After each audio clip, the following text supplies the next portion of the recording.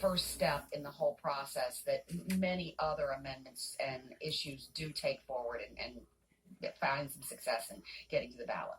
I won't make you go through all 9, but what were some of the big objections? Citizens, not politicians, said, as you said, that they'll regroup, they'll try to fix some of these. What are some of the armed big ones? teachers, huh? Well, he wrote that the makeup of the commission in his letter was confusing and vague. That's what he said. He was also concerned about statements about the bipartisan screening panel. This would be a panel of 4 retired judges, 2 from each party. He said some of those were materially misleading. He said that there were some words being omitted that should be in there, and he found some parts of the summary to be inaccurate, incomplete, or a misrepresentation. And again, this is the summary of the amendment that would be on a petition that a person could sign to get this onto the ballot. So this is not the full amendment. This is just a ruling on what the summarized language of the amendment is and whether it's truthful or not. He says it's not. Obviously, the group that put it together says they think it is, but they will take his guidance and go back and fix it and come back with another proposal.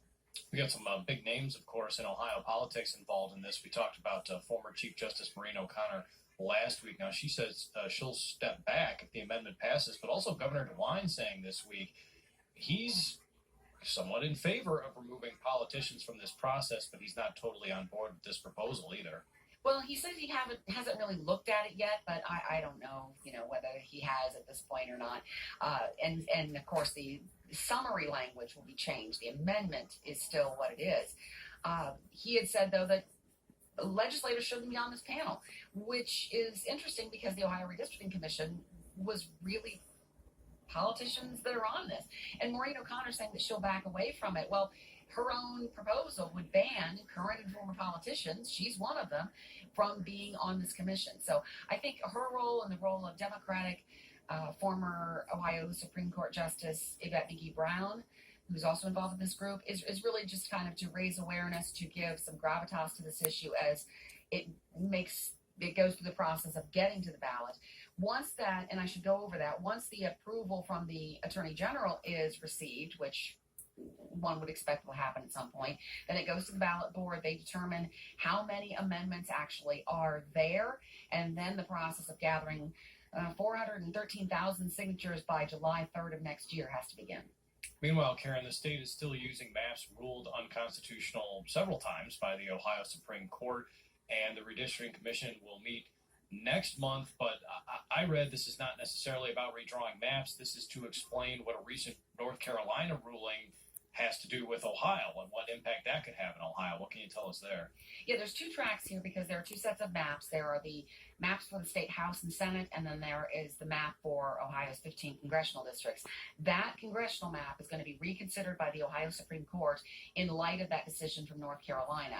And that was the decision that involved the independent legislature's theory and whether state lawmakers and only state lawmakers have the authority to draw state or congressional district lines. So the Ohio Supreme Court will look at that, and then the Redistricting Commission is going to convene on September 13th to go through this process again. I mean, we went through this for 2 years. Redistricting went on for 2 years of meetings and public hearings, and there was a point at which cameras were set up here in the State House so that people could actually watch the map drawers work. I mean, we heard all about their lunch orders. I know, what they were planning on doing after the meeting. They love moving marks, don't they? Move the marks around, yeah. Move them boundaries around. It was riveting television.